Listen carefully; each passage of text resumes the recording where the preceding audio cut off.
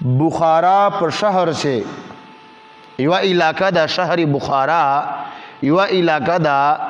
اغه علاقې چې یو زرګرو ډیر مالدارو اد کورواله چې کومه دا ډیر نیک سیرت وا ډیرا نیک شجوال مانجه او دا سولوا نوافل به کول تهجد به کول فرمای دو پکور چې یو نوکرو خادمو چې هغه کور ته به اوبر راولې فرمای دیس کالا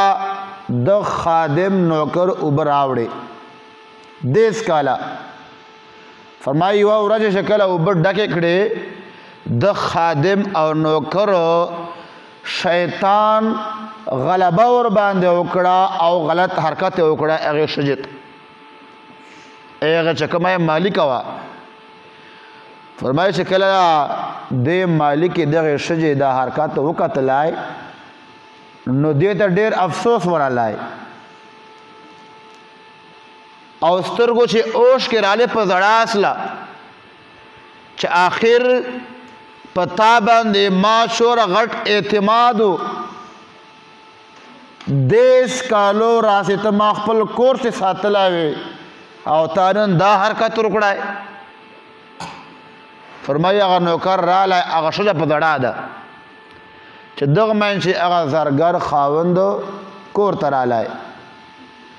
چې کور ته رالی ښځه یې وکتله چې ښځه په زړه ده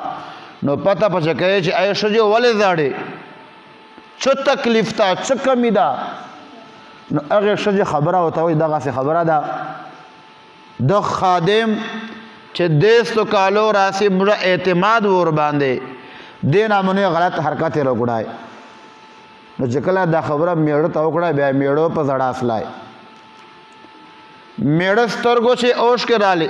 او په زړه اصلای او داسې په سلګو سلګو باندې زاړي لکه ماشوم کړاچا چې سلګی وای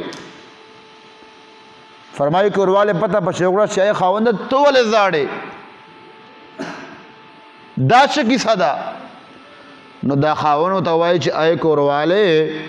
اصل چې غلطي دې د خادم نه ده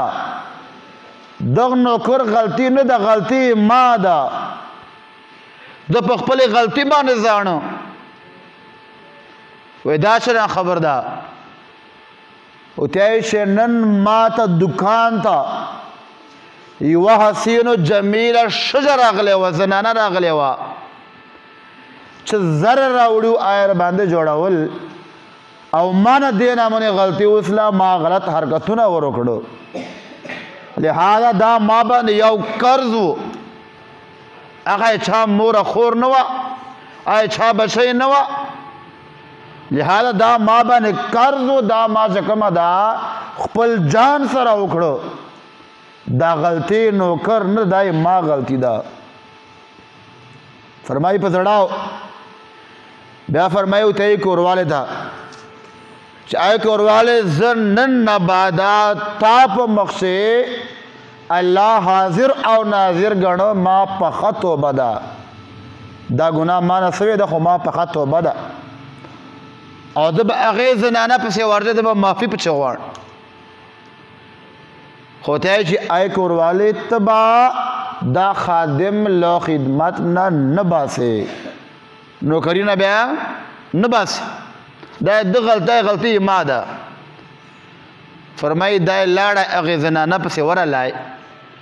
هغه زنانه پسې ورلای چې دا نه معنا نه غلطي سوی ده د تانه معذرت کوم فرمای دغه ټیم چې هغه نوکر دوباره رالای او په زړه ده هغه مالک نه معافي غواړي چې ما خو تا دیس کالا تا په چوکاټ باندې خوړلې دي دیس کالا تا په ما باندې اعتماد ما نه لوی غلطي سوی ده ته ما معاف کا او زب بیا الله حاضر و ناظر غنو ما دښنه په خطو بدا تفسیر روح المانی لګي چې عجیبه خبره ده چې اج دیش جو خاون حقیقی توبه او باصله اولاړه معافی پارا غیبل زنانه تا ال شکمه ده د شجته معافی پارا لای